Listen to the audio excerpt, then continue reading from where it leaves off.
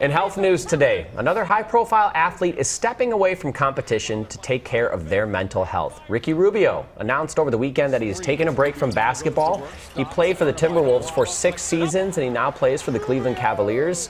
We've seen other athletes make this decision as well, like Brittany Griner and Simone Biles. So we want to go beyond that headline today and dig a little deeper into what can be a very tough topic to talk about. We're thankful Dr. David Nathan had time to swing by the CCO studio this afternoon. He is a psychologist with Allina Health. Thank you so much for penciling us in. Oh, thank you for having me. Last minute as these headlines came out today. And so we've been seeing these, as we mentioned, top athletes in need of this mental health break.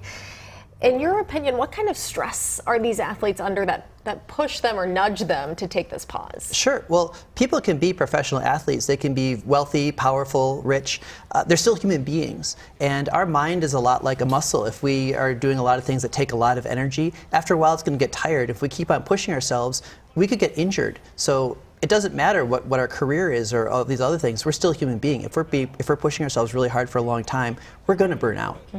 I feel like you mentioned you don't just have to be an athlete. I feel like a lot of people in the working world, working 40 hours a week plus, are experiencing burnout in some way or Absolutely. have.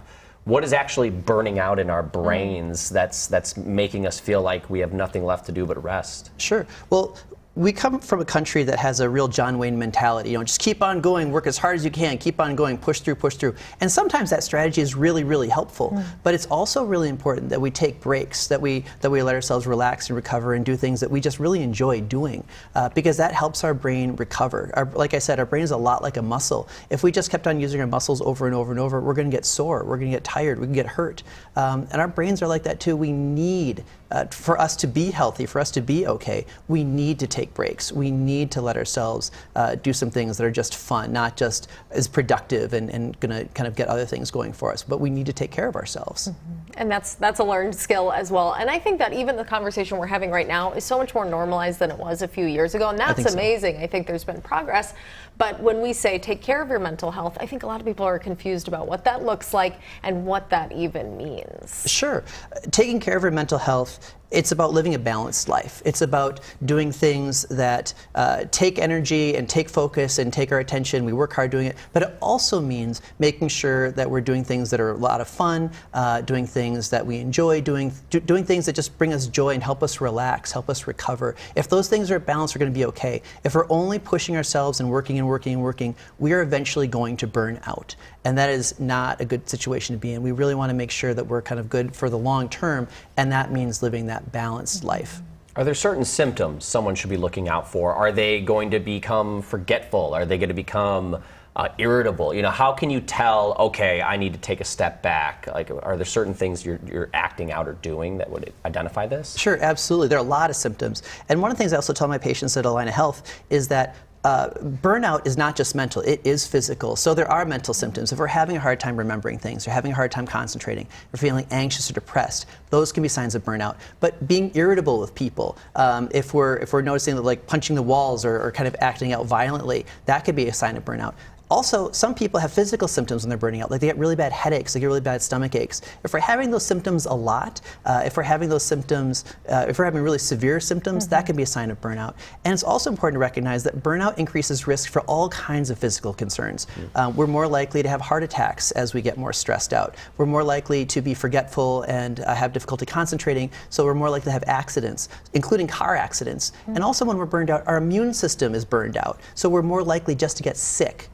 Yeah, let's leave people with some healthy habits that they can build up to prevent this burnout stage. What would you recommend? Sure. Well, everyone's a little bit different. So some people like certain things and some people like other things. But I would say the more we're working, the more effort we're spending on doing things, the more critical it is that we're spending time every day doing things we enjoy doing. So if that means talking to friends, if that means listening to music we enjoy doing, or reading books or watching TV shows or Netflix or something like that that helps us just kind of wind down, whatever those things are for us, it's really important that we get those things in every day. That's taking care of your mental health. Yeah, sometimes you're just doing something you enjoy. When is maybe that part that we just discussed not enough? Like, you know, how do you know when I should reach out for help? If we're having a hard time doing those everyday tasks, if we're having a hard time getting work done at work, if we're having a hard time taking care of our hygiene, if we're having a hard time maintaining the relationships that we have with people and kind of doing those everyday tasks, that is a really clear sign that we are overwhelmed and our brain just isn't able to do as many things as it used to, and that is a sign that we need to get help. Yeah, and that would be a psychologist, a therapist? Absolutely, yep. See a counselor. Some primary care docs are really good at this stuff, and talking to your primary care doctor about what's going on, and they can make recommendations about seeing a talk therapist. There are, for people who have more severe issues, there are lots and lots of levels of care, depending on kind of the severity of the needs. But the more severe the issues are, the more difficult it is, the more dire, more important it is for people to get care sooner rather than later. Yeah, well, thank you so much. And it's great that athletes are opening this conversation for people and being open about what's going on with themselves. So we thank you for your time today. Thank you for having me. All right, we're gonna